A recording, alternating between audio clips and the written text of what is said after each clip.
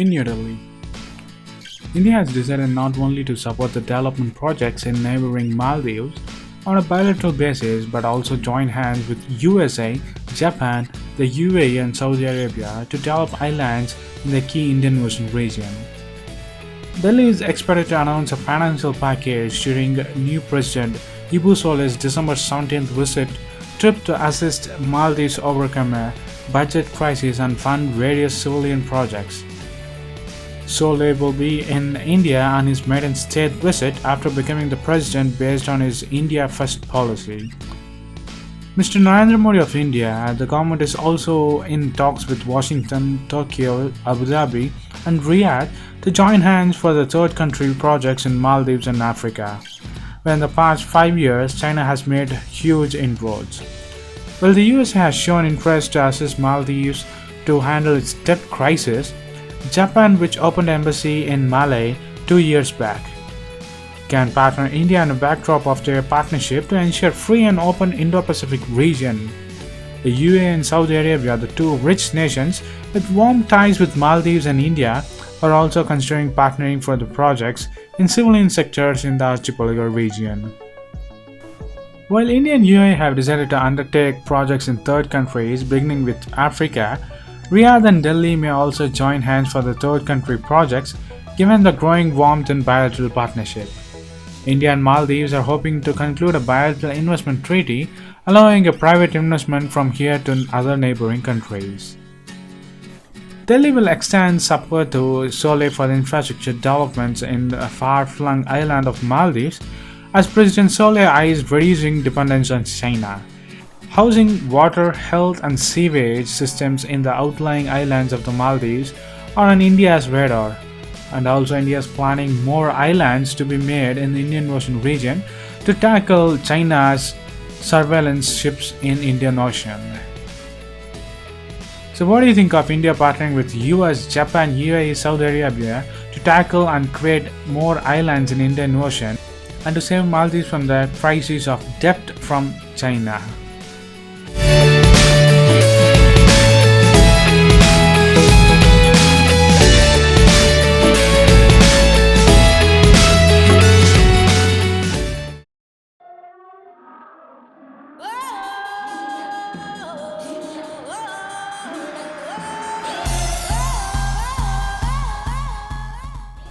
In New Delhi, the US has broadly agreed to grant India a waiver from Iran sanctions which would allow Indian oil companies to continue to import about 1.25 million tons of oil a month till March from Tehran. A source familiar with the matter said, adding that an official announcement could come over the next few days. The US plans to reimpose the oil-related sanctions on Iran on November 4th of 2018 to choke the Islamic Republic's biggest source of income and pressure it to renegotiate a new nuclear deal. Any country or company trading with Iran without US consent after sanction kick-off risks getting out and cut off from the American financial system. The US has insisted all along that it wanted everyone to reduce oil imports from Iran to zero eventually, but was open to country-specific waivers that would allow limited imports by those pledging significant cut. India and other key importing countries have been engaged for months with the US for a waiver. India and US have broadly agreed on a waiver. India will cut import by a third, which is significant cut, said some sources. India had imported about 22 million tons of crude oil from Iran in 2017 to 18. And plan to raise that to be about 30 million tons in 2018 to 19. But as a condition of waiver, Indian oil firms will reduce their imports significantly, the source said. Indian companies can import 1.25 million tons a month up to March 2019, the same as they have ordered for October and November, the source said. The state oil firm are yet to decide on how this quantum will be split between them. A waiver will come as a big relief to Indian oil companies and MRPL, the two largest Iranian oil consumers. How companies will pay for Iranian oil is still being negotiated between India and Iran. adding that it is likely that the two countries will stick to its existing mechanism under which 55% of the payment is made in euro and 45% in rupee through UCO Bank. Under this, rupee is used for import of rice, drugs and other products from India, while the balance proceeds in rupee and euros sit idle in the Indian bank waiting for sanctions to go. The Indian side, while building its case for waiver, assured the US that this payment mechanism ensures Iran can't use oil money from India for any terror-related activity, a key American concern said. During the negotiation, India also told the US that it would like to import more American oil if it came on a competitive terms, said source. India and Iran still have to figure out the shipping and the insurance details for smooth trade. Currently, Iran provides its tanker as well as insurance for oil cargoes to India. The US sanctions have driven away Indian and the international shippers and insurers from extending their services for Iranian oil imports. So what do you think of US agrees to grant India waiver from Iranian oil sanction? Will this be a good start for India from importing oil from Iran, or India is bowing to US on other imports and the exports?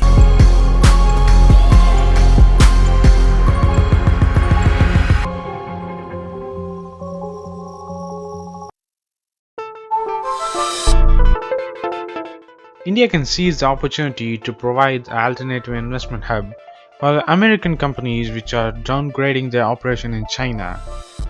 US Ambassador Kenny Jester said on Thursday, while he pitched for bilateral FTA as the next big-ticket item. Delivering his first policy speech since taking over as the ambassador to India, Jester identified 5 pillars to take Indo-US partnership forward: stronger defense ties, strategic economic relationships, energy environment, inclusive development and cooperation in the region. US envoy in particularly emphasized on its India's role into Indo-Pacific region and opportunities in the economic partnership. India needs to take a strategic view of the economic relationship so as a roadmap for FTA could be laid. On pointing out America's first and make in India are not incompatible, just as said rather than investing in each other's market will be mutually beneficial. It will increase economic interactions and volume of trade, lead to the collaboration on emerging technologies and create jobs in both the countries, he noted. But let me go through further and suggest that this is the time to put a strategic lens in our or on our economic relationship, just we have done with our defense relationship, he said. The speech was organized by the Canaries India, the India chapter of noted US think tank. Jester informed that a number of US companies have reported increasingly difficulties in conducting businesses in the large market in the region as is China. Accordingly, some companies are downgrading their operations there, while others are looking with a great interest at the alternative markets. India can seize the strategic opportunity through trade and investment to become an alternative hub for US business in the Indo-Pacific region. Bilateral trade has increased from approximately $20 billion in 2001 to $115 billion in 2016. The US envoy, however, expressed the concerns about the persistent state deficits, including the one the US has with India. He said the US want to work with India to expeditiously resolve the trade and the investment dispute. Referring to the defense ties, Justice said, perhaps in the next year we can announce some major agreements like the fighter jets, advanced helicopters, unmanned ground vehicles, and intelligence exchanges. He in fact suggested taking Indo-US military cooperations to entirely to a new level, reciprocally posting liaisons officers at each other's operational or combat commands. When asked about the China-US ties, Justin noted, "We are interested in a constructive relationship, but if they engage in the predatory economic policies and other things, there would be no reactions, or will be reactions." So what do you think of US putting India ahead of China, and US wants India to take the opportunity to avoid China out of the world of US? Post your comments below, and if you like this video, please give a thumbs up and follow us on social networks. and subscribe to our channel. And thanks for watching. This is WC Daily. Think big, think different. Bye.